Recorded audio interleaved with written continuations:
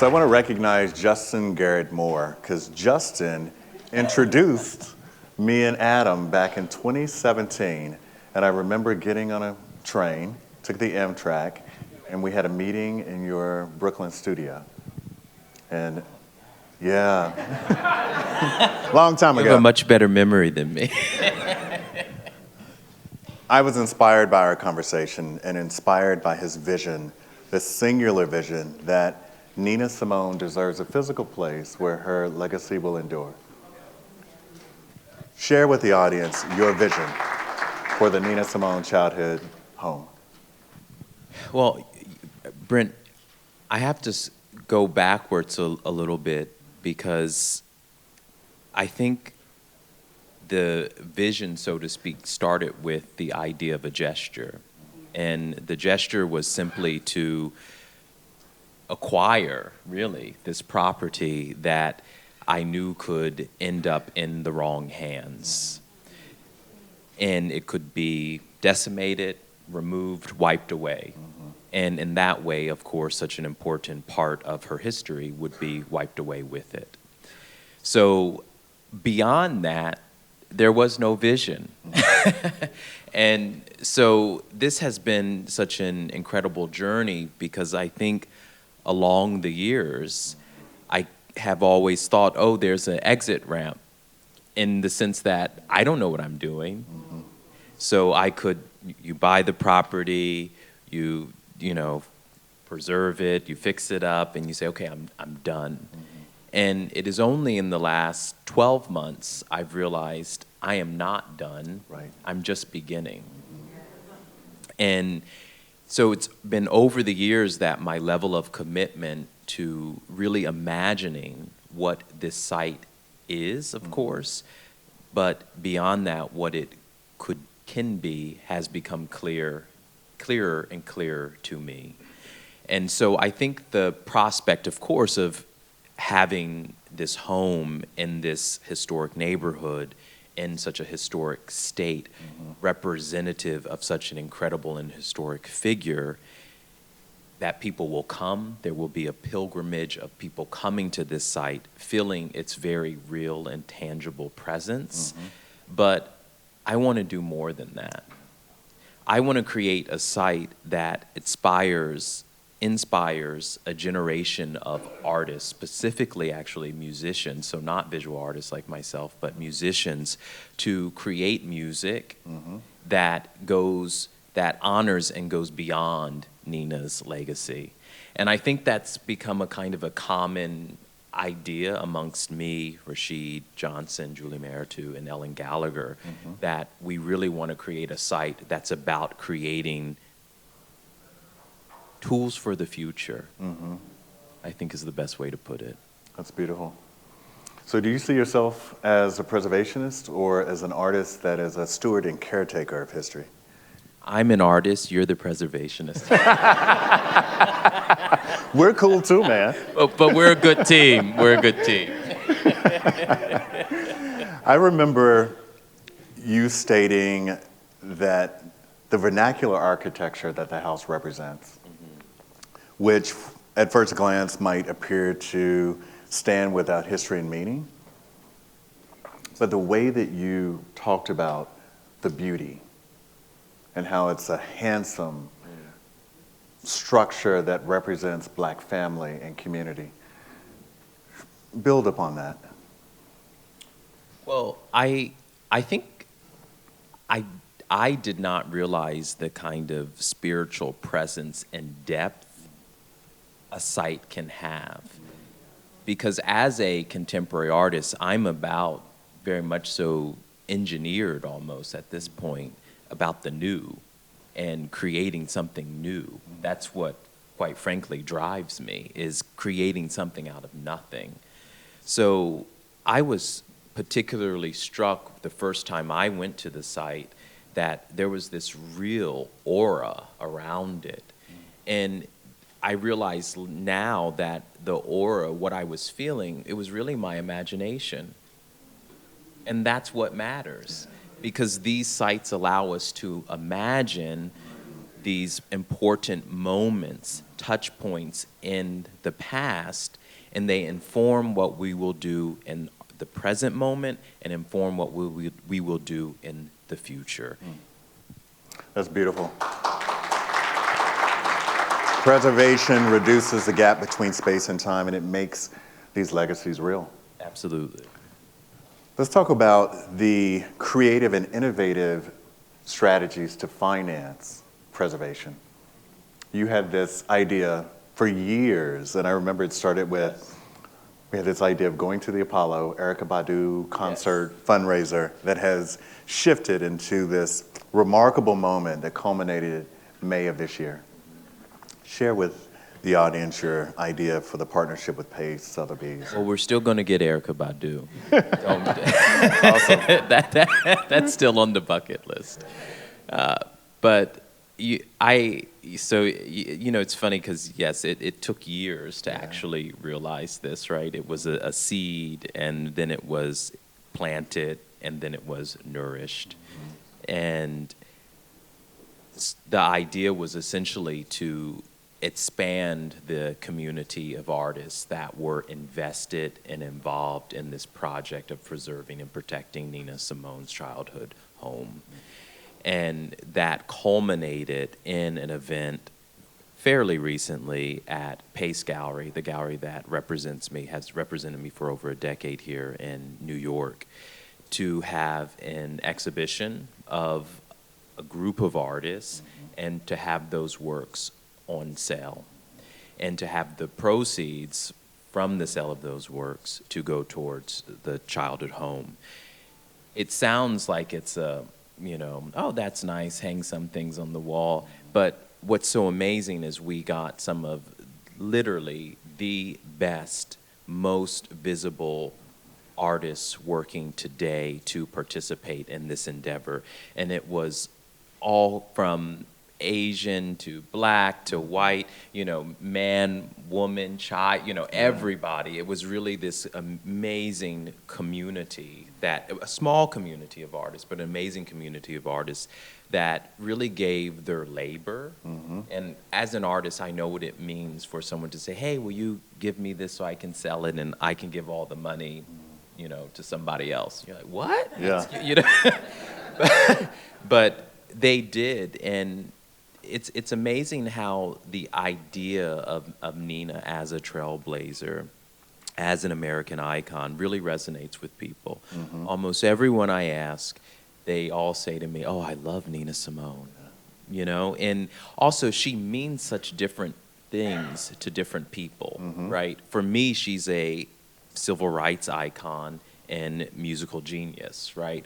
For someone else, she's just a musician, so to speak, that they listen to in the shower or when they exercise, right?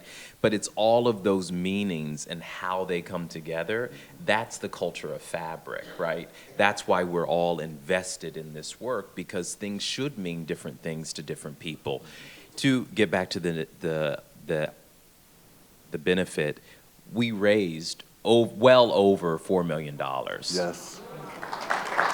$6 million in total, $4 million in net proceeds that will support short-term and long-term investments in the preservation of the Nina Simone Childhood Home. And we are likely to seed our first endowment at $1 million, thanks to your leadership. Fantastic. Yep.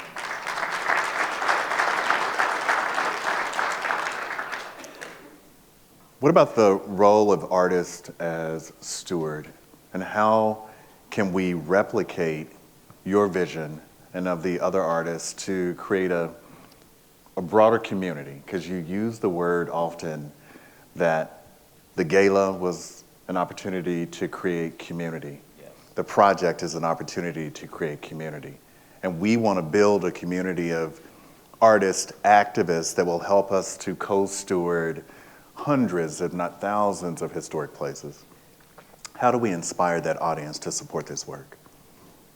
Well, I think primarily we need to continue to be successful, right? We need to continue to demonstrate what is possible. I've always wanted to live a life and to commit myself and dedicate myself to things that show others what is possible. And that can be on the plane of a canvas, but that can also be within a community. What is possible within a community, what one person can do, what two people can do, what three people can do.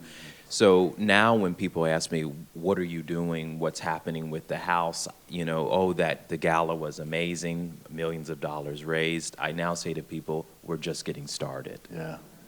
Because if this is a huge success, it will inspire somebody else to take the step, to act, to do something. So, yes. So that's a perfect transition to invite our other panelists to the stage, my colleague Melissa Jest and our collaborator and partner Thomas Woltz.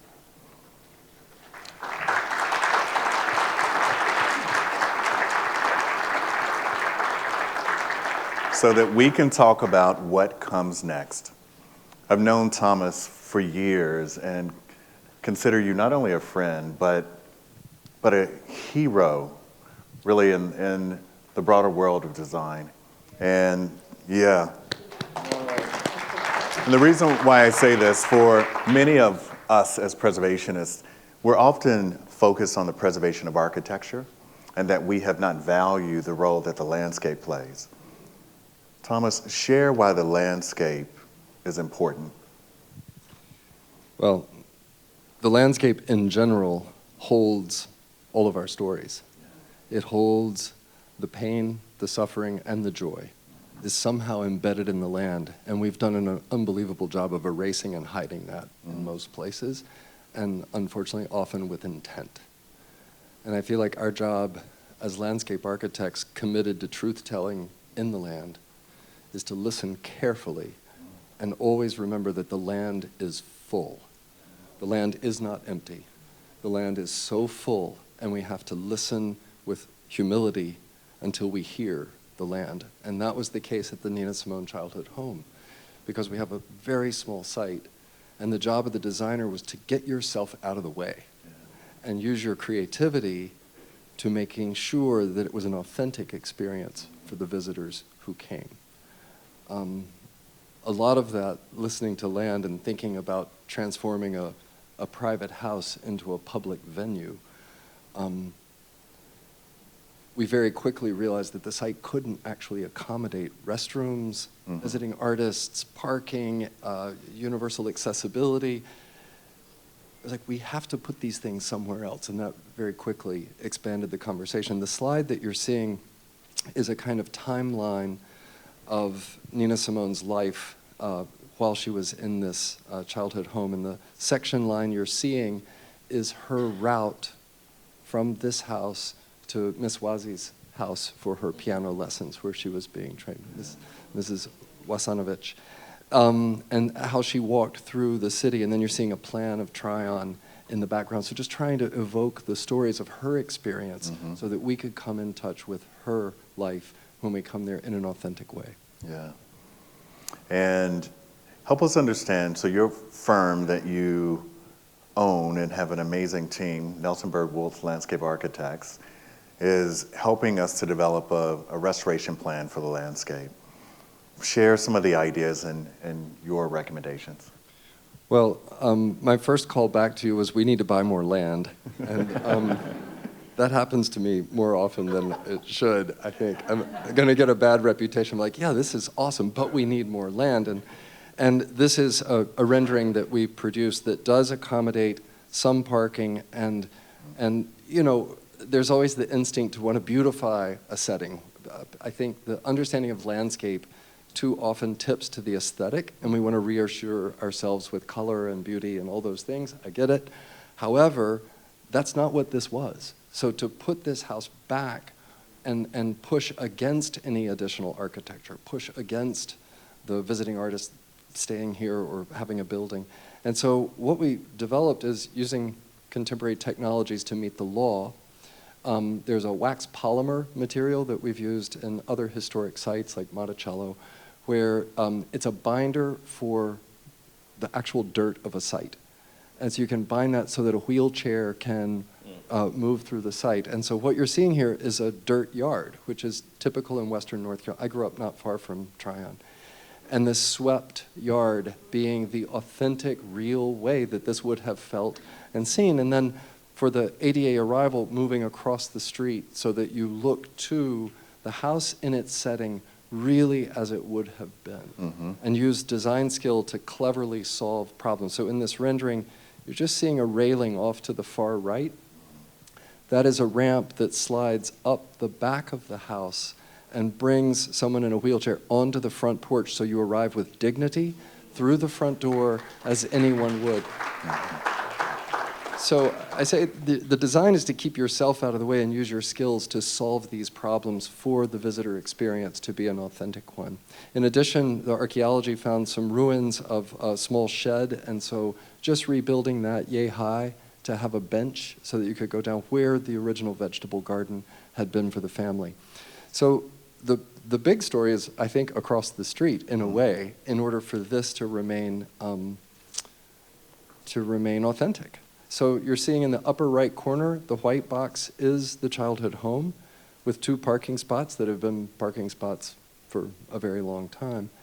And across the street were a number of lots that are actually available for purchase. And if we could come onto those lots and look across, it's a bit of a hill, we could actually have our parking over there. Guests could arrive and overlook the whole site and see its context within the neighborhood. And then to the bottom of the screen are 2 local churches, one of them being Miss Wayman's church. Her mother was the pastor at one of the churches. And then to the farther... Where she began the whole music journey began at that church, which is kind of incredible and uncanny that it's literally right there. It is. So this is sort of the answer to your first question, Brent, is why the landscape, or why the landscape matters, is because, yes, that is the artifact of her childhood home. However, this context allows us to empathetically live with Nina Simone for the moments that we're there. We see where she went to church, where her music career began. The Masonic Temple is in the lower left corner. It's in terrible condition, but also would complete this as a historic district that could help rebuild the community that is shrinking here. And it's always about expanding the vision of the landscape for empathy of experience. What's been exciting about our project is we have evolved our ideas to go beyond an individual site project to understand that part of our responsibility is to help, as Thomas just articulated, the stewardship of the other extant assets, and to be able to leverage that space and that cultural legacy with integrated programming. We are intentional, Melissa, that part of our guiding principles isn't just about accessibility, isn't about directing the same level of resources and care and planning as we would a presidential site, but it's also deeply rooted in our ability to engage with the community and to understand their vision. Help us understand why community engagement is important. Community engagement, that process is an invitation to welcome people in and to ask them to see themselves at that site and to see themselves as a part of the project, not just the consumer of the project once it's done, but for them to bring their time, their hearts, their sweat, and maybe a little donation to the project is very key. We always use that term buy-in. Community has to buy into this. We're the ones who bought into their community. So we have to remember that and make that a priority to bring them in and thank them for sharing their assets with us. And so I was really, really fortunate to be able to tap into and expand on the community engagement that had been taking place under Tiffany Talbert and her wonderful leadership on this project. And so people, yes.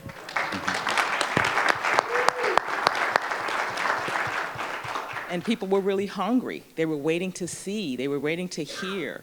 And so extending that invitation again, bringing them in, just kind of, again, invited them to open up, and they just gushed with ideas when we came in June And thank you both, gentlemen, for coming, Thomas and Brent, and just really inspiring them to open up and to share their visions. And they did. They talked about their gifts that they wanted to bring to this. They talked about where they wanted to be involved and gave us wonderful direction on how they saw this project being a catalyst to introduce folks or reintroduce some to the East Side District where Nina Simone grew up.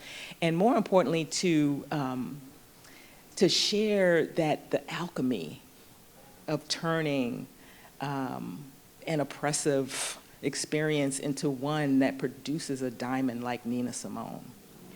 And so try to remind them that you, as a community, produced this iconic figure that inspires us all. Share some of your secrets with us. So I think it's really key to just remind folks of what they have and invite them in to share. May I add a word? Yeah, about please. The power of your work with that community and your work and what's happening in Tryon. That night in June at the church supper in the basement with mostly folks in their 80s. Yeah. It was definitely an older crew and all these loving stories. I felt that what you're bringing to Tryon gave them hope. And it's the other side of the impact. It's not just preservation of an artifact, it's reinvigorating very small communities that have almost lost hope. Mm-hmm. And they were inspired that night, they were happy, and they shared so willingly. So it's just a testament to the way you're running these projects, that it is refueling hope. I appreciate that. Yeah. And we all know that moment where we're inside of a historic space and we are co-creating and envisioning with the community, and we're sharing food, chicken wings and potato salad and breaking bread, and it was a really beautiful moment. I'm inspired by the opportunity that a Black woman's legacy through historic preservation can drive and grow a local preservation economy. Given that our vision is not to create a traditional house museum, but it's to create a vibrant new historic site. Something, as you just described, Adam, that is arts-centric in its programming and engagement, but that also creates a place of reflection and inspiration. What are some of your kind of grand ideas for the site, and what kind of programming would you like to do personally at the house? Well, there are 2 points I want to touch on, and one of them is actually just turning our attention for a moment to Nina Simone. And I think one of the things about her character, her story, her legacy that also inspires me is that she was an imperfect person. Yeah. And I think it's important that we realize that, quote, imperfect people deserve to be recognized, remembered, and honored. Yeah. Because that's all of us in this room. We're all imperfect people. Yeah. And, she had mental health issues. Mm-hmm. She had, she had a turbulent relationship with her daughter, Mm-hmm. And all of these things are okay, Yeah. right? That the fact that history can accommodate those, all of us who are complex and not perfect, so to speak. I just think that's important to acknowledge and put out there. As I sit here today, I think one of the most amazing things that could happen is that really great music would be created in proximity to this house, that a career would start, a voice we've never heard would be launched and start at this site. How incredible would that be, right? I agree. And a voice that not just that is musically gifted, but also has a kind of political determination as well, in the same way that Nina did, that could inspire a new rubric, a new kind of intention around what music can do and how it can do it. Because Nina Simone represents the very best of American culture. she inspired us to be a more inclusive place, a more capacious and sophisticated place. And we need more of that in America. We need more Nina Simones. So beautifully stated. Yeah. Melissa, share our plans for the house and the activities that will happen in the spring. Well, first I want to back up a little bit and share about the reactivation of the site. As you know, we all experienced the shutdown, and Tiffany was able to do a great job virtually of keeping people engaged. But once we really reactivated the site last year, we were able to bring in close to a dozen experts to really literally dig deep. We had an archaeologist, we'll be bringing out an arborist, GPR was done. So just a lot of research done to inform the plan and inspire Thomas and his firm to really bring us to where we are now. So we've been really working hard, as Brent said, to be diligent in our research so that we can really treat this project with the level of appreciation that it deserves. But I am really excited to post our request for qualifications, hopefully next month, to identify the newest member of our team, which would be our general contractor, who would bring this particular vision and some of our other specifications to life. So really looking forward to that. But wanting to take our time, of course, and attract the right firm that has the experience, the cultural sensitivity, and also the sub-team that they would bring to really do justice to our plans. And so that would be a very first important step. And then, yes, looking at doing some groundbreaking work in the spring, March maybe. Now, this is in North Carolina, in the hills, so we do have to take those type of site considerations as well. And also want to give a shout out, I don't know if the town of Tryon has a representative here, but they have been a very key partner as well, as being very open and accommodating and helping us to plan those logistics of getting into the East Side District and to the site. So I'm really excited about identifying our general contractor and hopefully doing some groundbreaking in March. Yeah, 24. Very excited. We have worked all of this time to get to the point of restoring the house and the landscape, which will be a major milestone for our phase 1 of stewardship planning. So in our last few minutes, I want you all to share your kind of final ideas or a call to action. What should the National Trust for Historic Preservation, our partners and collaborators, and this audience walk away considering about the Nina Simone Childhood Home? Let's start this way and come this way. Perfect. No story, no resources too small.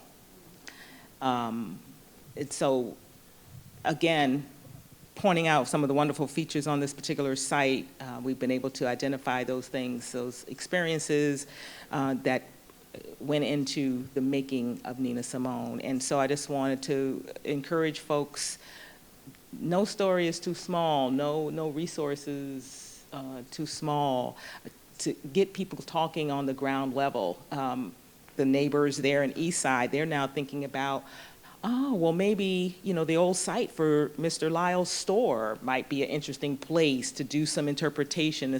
Yes, Mr. Lyles employed the neighborhood youth. He provided, groceries and a meeting place for people. So, of course. And so that's what I would say, that hopefully this will and tell folks that no site is too small.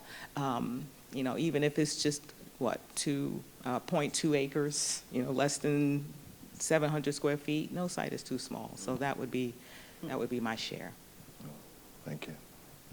I'll extend what you said into the land, and if I were able to leave this amazing group of leading thinkers with one message, it is to stand up for the fullness of land. For so long, people have been carrying the stories without a home to tell them. And we need to put down those stories, and the land is the right vessel and the right recipient. But once you've graded a site out, once artifacts are destroyed, once that historic record is lost, it is much, much harder to rebuild. And so it may seem like an empty site, a green field, vacant land. It is not vacant. Something happened there, and if we don't protect it in advance, we lose those authentic touch points that Melissa just described. Thank you, Thomas. And our final word to Adam Pendleton. I would just say that, and odd to say here, but history doesn't get forgotten.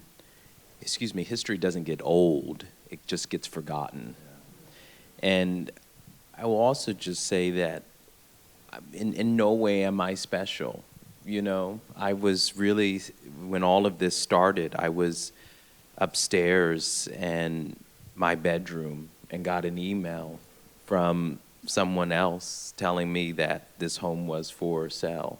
And I think I was in my pajamas, you know, and this wasn't a grand moment. I didn't, you know, see 10 years into the future. I didn't see myself on this stage. I didn't see raising millions of dollars. You know, I didn't, but just act. Yes. One person, just one person can start a revolution. Let's give it up to our panelists. Thank you so much. Hello, I'm Felicia Rashad, and I serve as co-chair for the African American Cultural Heritage Action Fund. Thank you for joining us for this year-long digital series, which highlights the cultural preservation movement that's happening all over our nation in the name of saving historic African American spaces. We're glad you're here. And we hope you're encouraged to support the preservation of historic African American buildings and spaces.